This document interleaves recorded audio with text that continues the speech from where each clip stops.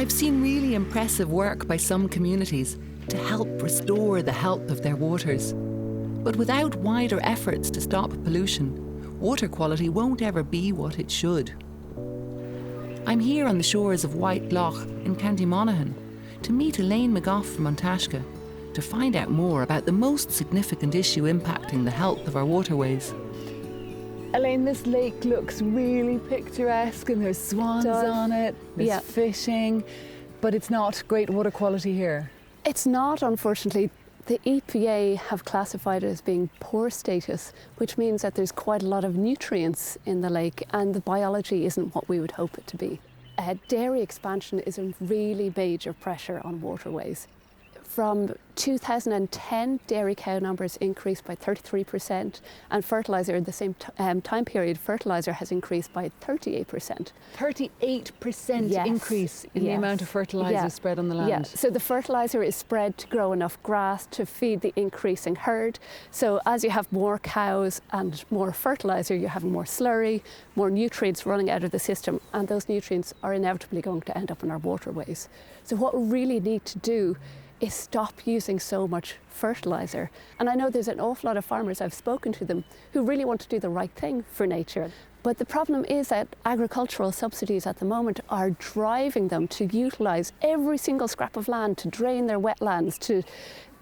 They'll be penalised economically if they try and leave space for nature. Is there some optimism there that we might achieve good water quality, we might start to turn around the trends and see some improvements in the future? It's hard to turn this around. It's really hard. Once you have a polluted water body, it's quite hard to turn it back into a pristine water body. So we have quite a job of work to do. The clock is ticking for Ireland under the European directive to reach good water status. We're going to be fined after that. Like communities, it is vital that communities take an interest in their water body, because then they can push for change to happen. But the communities alone can't make these changes happen. You need it also from the top down. You need the farming organisations and the Department of Agriculture to decide to change their approach. We need the landowners on board. We need everybody on board. It's everybody's resource. And I know there's a lot of communities doing really good work, and it's very welcome. We need all of those elements. We do. White Loch is part of the Mahracloon catchment area in County Monaghan. There's a group water scheme here that gets its water from the lake. And I'm meeting Patrick McCabe to find out what pollutants are impacting their drinking water source. Not too bad at all now. Welcome to County Monaghan. Thank you. Yeah. And how is the water quality here in Stranooden? Yeah, well, the water quality could be better. Certainly in this catchment, phosphates is a big problem. It's, as we see, it's very, very sort of heavy soils. So the phosphate, once it gets applied, and there's a deluge of rain, it's nowhere to go, the overland flow. And that's what's led to, considerable levels of phosphorus in our lake, and it's recognised by the EPA as being a poor status water body. To alleviate the problem of phosphates in their water source, the group are assisting farmers in creating buffer zones in fields that border rivers within the catchment. Here at the Dromore River, the buffer zone consists of an area parallel to the riverbank, which is fenced off and planted up with trees. So what we're focusing on particularly at the minute is working with the farming community to try and put in fencing and buffer strips and establish vegetation, be it hedgerows and grass margins and wildflower, so that can absorb up any sediment or phosphorus that may be released from the land under a heavy rainfall event. Okay. Ultimately, at the end of the day, the farmer will lose this ground. He won't get his basic payment scheme for this, so whenever we're trying to negotiate that, we have to be conscious of that in mind. So it's not that the farmer is being paid to do this, no, the farmer is actually losing out on payments by losing this The farmer, area. He is gaining a fence, I suppose, and the hedgerows, and that's the sort of trade-off from the scheme's perspective, but he will be then losing money on his basic payments, so that's it. He's been punished, I suppose, for doing something. Punished for doing something, and even it's really interesting to see that you're designing this very specifically to intercept the phosphorus coming off the land and into the river. Of course, it's a targeted approach, as I say, and it's targeting the more hydrologically sensitive areas on the farm. Getting farmers and other landowners on board is essential if we're serious about having healthy waterways. But it seems that changes are still needed in how farm payments are allocated. This kind of proactive work needs more support. It must be quite something to be part of a catchment approach where lots of different landowners in this area are taking action to protect water quality. Yeah, well, you feel part of something bigger, I suppose, and you get a bit of a kick of helping along something bigger. But I think farmers generally, because I would be involved in discussion groups and that, we do want to improve. But as I say, there is always that challenge. If you're deriving your income totally from agriculture, and if somebody says that you have to destock by 50%, obviously you have decreased your income by 50%. So there has to be a plan around that. And whatever that plan might be, it's encouraging to see farmers working closely with others in their community to improve water quality. Getting to know the waterways around where you live is just as important for urban dwellers. Here in Ashburn in County Meath, locals have taken a hands-on approach to water pollution in the Broad Meadow River that runs through the town. It was while doing river clean-ups that they discovered a major source of pollution: foul water from residential homes that should have been piped into the sewerage system had instead been fed into pipes carrying surface water into the river. There are misconnections, and a misconnection is where someone's toilet or their shower has been wrongly connected to the surface water system. The surface water system normally just drains the streets after heavy rainfall. And the community here have indicated that they want to raise awareness of this problem. They weren't aware that this could cause problems to their river. And Mags, what are Erica and Owen doing here? Well, they're actually taking a sample of this pipe here that we want to see whether or not there's any polluting material in it.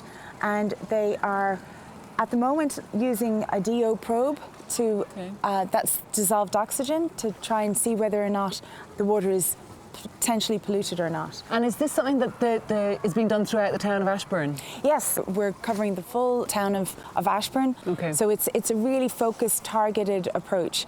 We're working on very specific stretches around the country, and Ashburn is one of our urban areas that we're working on. And these are problems specific to an urban area to find where these outflow pipes are coming from and how polluting they are? Absolutely. In urban centres, it's pipes like this that we have to rule in or rule out whether or not they're causing problems. And then we will try and address each of these pipes as we're going down through the town itself. But the water quality, unfortunately, hasn't been good in this river for a number of years. Is that quite challenging then, finding out where the pipe is coming from? If you've got a pipe that is putting a polluting substance into the river, how do you trace that back to its source? We're working with Irish Water in terms of wastewater. We're working with the Environmental Protection Agency if it's an industry that's involved. And how come this is a problem that the community are leading? Would this not be normally the role for the local authority? Absolutely. We're feeding on work that the community has done. They've done marvellous work in that they have taken ownership of their river. They started with cleanups, litter picks, and then they moved on to more advanced work. And what's really great to see in this Tidy Towns group is that they're not just working on the flower beds and making the town look pretty. They're also looking at their river, and they want to make sure that the river not only aesthetically looks well, but also has good water quality, and that's something good for everyone. The majority of our haul today is gammers, Yeah. or shrimp. These can live in poor quality water. Okay. You know, and this was our standard kick in the past. Okay. But amazingly, we actually have found a stonefly in our kick sample today, and it represents an improvement on previous work here. The pilot scheme set up to map the misconnected pipes here in Ashburn has the potential to be rolled out nationwide, and that's progress. But the community are also tackling other types of pollution from streams and tributaries that flow into the Broad Meadow. Alan Tobin is working with volunteers, trying to clean up heavy pollution in tributaries that have been neglected for years. This is pretty messy then here, Alan. So what we're trying to do here is we're trying to rejuvenate this stream. So a number of years ago there was a spill in the stream. Some heavy oil was discovered in it, and it has grown back a bit, but over the years I suppose this has been a hangout spot for some of the younger people, and A lot of litter. a lot of litter. So what we're going to do is we're going to get the lads here in with the diggers, get them to scoop out what's in here, and hopefully we'll rejuvenate it. But it's the only way to get this done, because picking it by hand hasn't worked. We've tried that. So take drastic action here, and hopefully that'll help the aquatic life in the stream here and further down into the river. And the key element here is the community work, and how the community gets involved here and helps us to do what we're doing and get this vision of a lovely, healthy river off to a good start. And what would be your hope then for this river in the future? Well, by 2027 we have to have the water quality very good. At the moment it's not good, so we have, 7-8 years to get the water quality up to a very good status, and hopefully, as you can see here behind us, that the water running through here will be running clear. There'll be no algae blooms in the summertime and things like that that are drowning out the oxygen for the fish, and just improve the overall ecology along the river itself. We have sea trout. We've discovered that in the rivers recently. Brown Sea trout recently discovered? Yeah. Amazing. Yeah. So again, telling people about the life cycle of that, really, really interesting, because people don't realise what's in the river itself here on their doorstep, and we call it the vein, the heart, or whatever of the town itself. It's a lovely story of trying to transform a very urban kind of waste ground that was so poorly respected into something that the community now take pride in. Exactly, and if every town and village did the same, you can imagine what we could do. More and more communities across the country have a really good understanding of how to protect their waterways. And for many, there's a deep connection and a sense of pride. This then ricochets out through the whole catchment and is delivering improvements in water quality already.